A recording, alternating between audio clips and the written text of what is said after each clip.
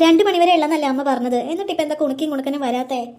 വരാൻ സമയമാകുന്നതല്ലേ ഉള്ളൂ, നീ ഒന്ന് വെയിറ്റ് ചെയ്യ്. ഞാൻ പറഞ്ഞത് അവരെ ഇന്ന് ഓട്ടോറിക്ഷയിൽ വിടണ്ട, നമുക്ക് കൊണ്ടാക്കിയാൽ മതി എന്ന്.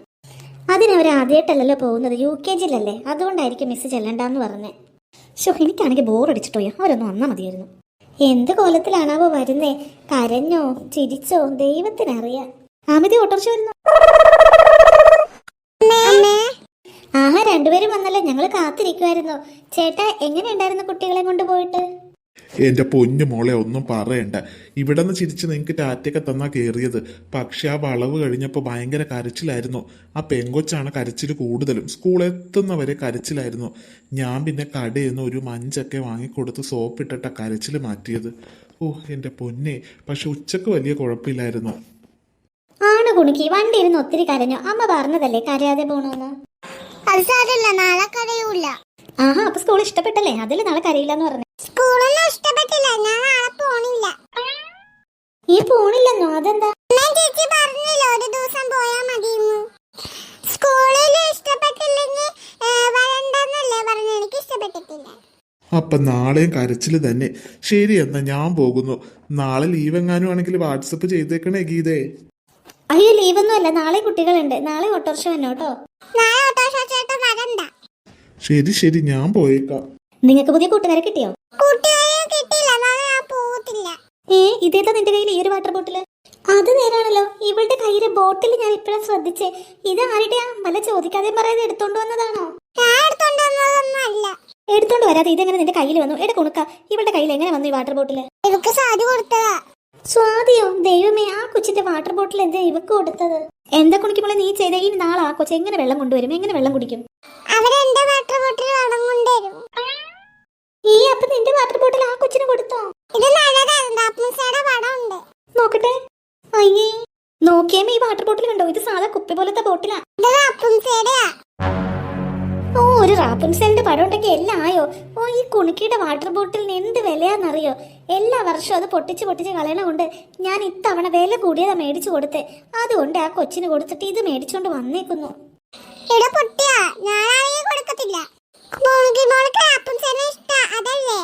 കൂണിക്ക് റാപ്പുൻസെലിന് വേണമെങ്കിൽ അച്ഛനോട് പറഞ്ഞാൽ പോരെ, എക്സ്ട്രാ ഒരു ബോട്ടിൽ കൂടി മേടിക്കായിരുന്നല്ലോ. നാളെ തന്നെ നിന്റെ വാട്ടർ ബോട്ടിൽ തിരിച്ച് മേടിച്ചോളാം കേട്ടല്ലോ. അത് ഇനി കിട്ടുമെന്നാവോ? ഞാൻ എന്തായാലും മിസ്സിന് ഇപ്പൊ തന്നെ മെസ്സേജ് എടുക്കട്ടെ. എനിക്കിത് മതി.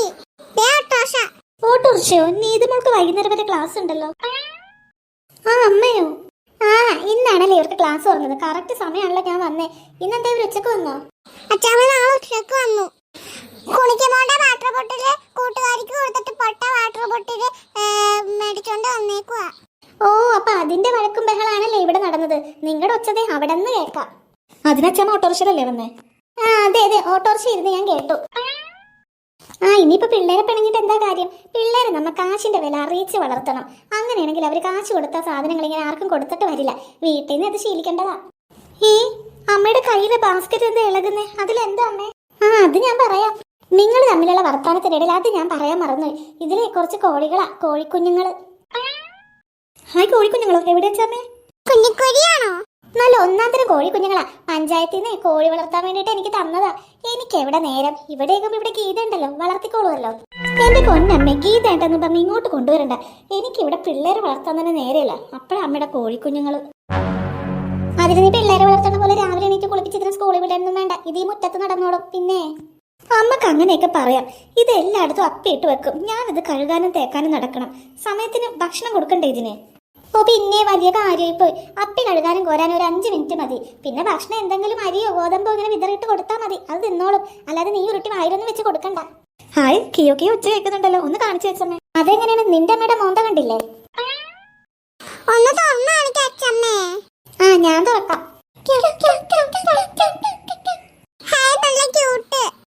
കൂട്ട് വലുതായി കഴിയുമ്പോ കറിക്കും കൂട്ടാ. അതൊക്കെ പറഞ്ഞ് നിന്റെ അമ്മക്ക് മനസ്സിലാകും. മുഖം ഇരിക്കുന്ന കണ്ടില്ലേ? അമ്മ നമുക്ക് വളർത്താൻ.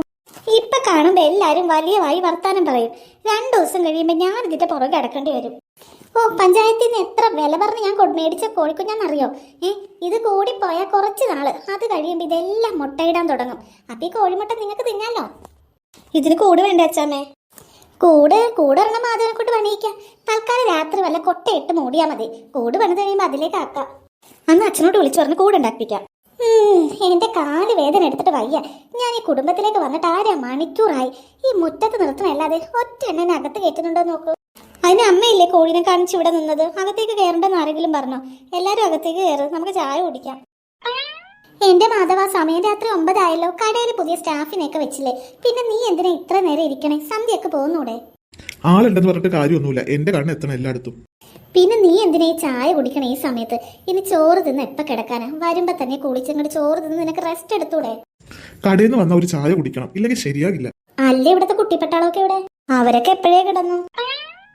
അതെന്ത് പറ്റി? ഇവിടത്തെ സമയം 12 മണിയല്ലേ? നിങ്ങൾ പാതിരാത്രി 12 മണിക്കല്ലേ കിടക്കാറ്?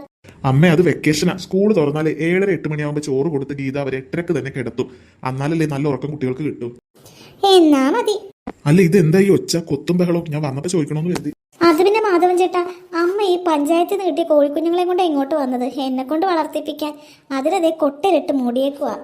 ഇവിടെ നമ്മുടെ മുറ്റത്ത്? അതെ. നീ എന്താ കോഴിക്കുഞ്ഞുങ്ങളെ കണ്ടിട്ടില്ലേ? കുറച്ച് കഴിയുമ്പോൾ അത് വലുതാകും, നല്ല 1-1/2 മുട്ട കിട്ടും. അപ്പൊ ഈ വിഷമമൊക്കെ മാറിക്കോളും. അമ്മേ, ഈ കോഴീനെയൊക്കെ വളർത്തുന്നത് പാടാ അമ്മേ. മുറ്റമൊക്കെ നശിപ്പിച്ചിടും. ഗീതക്കാണെങ്കിൽ ഈ കുട്ടികളുടെ കാര്യം ഇത്രയും പേരുള്ളത് കൊണ്ട്, ഞാൻ കടയിൽ പോകുന്നതുകൊണ്ടും ഭയങ്കര തിരക്കാണ് അവക്ക്. അവളെല്ലാം ഒറ്റയ്ക്ക് ചെയ്യണ്ടേ. അവക്ക് ഇനി കോഴിയുടെ പുറകെ നടക്കാനൊന്നും സമയമില്ല. അയ്യോ, എന്ത് പറയാനാണ്. ഗീത കഷ്ടപ്പെടും, ഗീത കഷ്ടപ്പെടും. 3-4 കോഴീനെ, ആടിനെയും പശുവിനെയൊക്കെ വളർത്തി കഷ്ടപ്പെട്ട് തന്നെയല്ലേടാ ഞാൻ നിന്നെ വളർത്തിയത്. അന്നൊന്നും നിനക്ക് ഈ ആവലാതി ഇല്ലായിരുന്നല്ലോ. അന്നത്തെ സാഹചര്യം അല്ലല്ലോ അമ്മേ. അന്ന് നമുക്ക് വേറെ മാർഗ്ഗം ഇല്ലായിരുന്നു. ഇന്നാണെങ്കിൽ എത്ര കോഴിമുട്ട വേണമെന്ന് പറയാം, ഞാൻ കടയിൽ നിന്ന് എടുത്തോണ്ട് വരില്ലേ? കടയിൽ നിന്ന് നിനക്ക് വെറുതെ കിട്ടുന്നൊന്നും അല്ലല്ലോ. ഓ, ശരി ശരി, അമ്മ കൊണ്ടുവന്നത് ഇനി എന്തായാലും തിരികെ കൊണ്ടുപോകണ്ട. ഒരു കൂടിന്റെ കാര്യമല്ലേ. നാളെ ഞാൻ വാസുണ്ണിനോട് പറയാം. അവന്റെ കെയർ ഓഫിൽ വല്ല പഴയ കൂടുകാരുടെയെങ്കിലും ഒക്കെ കിട്ടും, അതുകൊണ്ടൊന്നും ഇവിടെ വെപ്പിക്കാം. അത് മതി. ഞാൻ കിടക്കാൻ വൈകും. അമ്മ ഭക്ഷണം കഴിച്ചിട്ട് കിടന്നോട്ടോ. ഞാൻ കിടന്നേക്കാം. ഞാൻ കിടന്നു കഴിഞ്ഞ് എന്റെ കോഴിക്കുഞ്ഞുങ്ങളെ എങ്ങാനും എടുത്ത് കളയാനാണ് പ്ലാനെങ്കിൽ രാവിലെ എണീക്കും എന്റെ സ്വഭാവം മാറും. അങ്ങനെ ഈ കാര്യങ്ങൾ ചെയ്യൂ അമ്മേ. ചെയ്തില്ലേ കൊള്ളാം.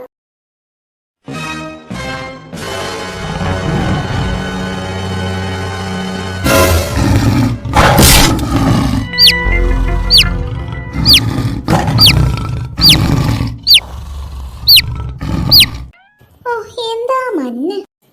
ഗീത എവിടെ? ഒരു ഗ്ലാസ് ചായ കിട്ടിയെങ്കിൽ നല്ലതായിരുന്നു. അയ്യോ ദൈവമേ, എന്റെ കോഴിനെ മൂടി കൊട്ടയല്ലേ ഈ കിടക്കണേ. അയ്യോ, ഇതിനുള്ള കോഴിക്കുഞ്ഞിനെ ഒന്നും കാണാനില്ല. അയ്യോ, ഞാൻ ഇവിടെ പോയി നോക്കാം.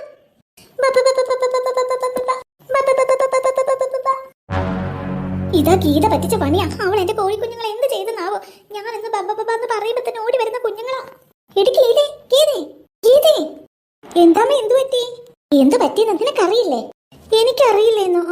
ചായക്ക് വേണ്ടിയാണോ? അമ്മക്ക് ചായ വേണമെങ്കിൽ മര്യാദക്ക് എന്നോട് ചോദിച്ചപ്പോരെ. മുറ്റത്ത് വന്ന് അലർണ എന്തിനാ? ചായ എന്നെ കൊണ്ടൊന്നും പറയിപ്പിക്കരുത്. എന്റെ കോഴിക്കുഞ്ഞ് എവിടെ? കോഴിക്കുഞ്ഞോ? എന്താ നീ കേട്ടിട്ടില്ലേ? നിനക്ക് വളർത്താൻ മടിയാണെങ്കിൽ നീ എനിക്ക് തിരിച്ചു തന്നെ വരുന്നു. അല്ലാതെ രാത്രിക്ക് രാത്രി അതിന് നീ എന്ത് ചെയ്തു? അമ്മ രാവിലെ ഒരാവശ്യമില്ലാതെ എന്നോട് ദേഷ്യപ്പെടണം എന്തിനാ? കുട്ടികൾക്ക് 3 പേർക്ക് പഠിക്കാൻ പോണം. ഞാനേ അടുക്കളയിൽ മല്ലിടുക. അതിന്റെ ഇടയിൽ അമ്മയുടെ ഈ അനാവശ്യ കാര്യം പറച്ചില്ലേ. അമ്മയുടെ കോഴി എവിടെയെന്ന് എനിക്കറിയില്ല. എന്താമ്മ എന്ത് പറ്റി? ഇവിടെ ഒന്നും പറ്റില്ല. അല്ല, ഞാൻ വിളിക്കാതെ തന്നെ നിങ്ങൾ 4 പേരും തനി എണീറ്റിങ് വന്നോ? അത് പിന്നെ എങ്ങനെ വരാണ്ടിരിക്കും? നിങ്ങൾ മുറ്റത്തോടെ എന്തൊച്ചല സംസാരിക്കുന്നത്? ഞങ്ങൾ പേടിച്ചു പോയി. പേടിക്കണം, നീയൊക്കെ പേടിക്കണം. എന്താ അച്ഛമ്മ കാര്യം? നിന്റെ അമ്മേനെ വഴക്ക് പറയണ്ടെങ്കിൽ പിന്നെ ഞാൻ എന്ത് ചെയ്യണം? എന്നാ കേട്ടോ, ഇന്നലെ കൊണ്ടുവന്ന കോഴിക്കുഞ്ഞിനെ ഈ ഗീത എടുത്ത് കളഞ്ഞു. ആണോ അമ്മേ? അച്ഛമ്മ പറഞ്ഞത് ശരിയാണോ? അമ്മ കോഴിക്കുഞ്ഞിനെ എന്ത് ചെയ്തു? കോഴിക്കുഞ്ഞിനെ ഞാൻ പുഴുങ്ങി തിന്നു.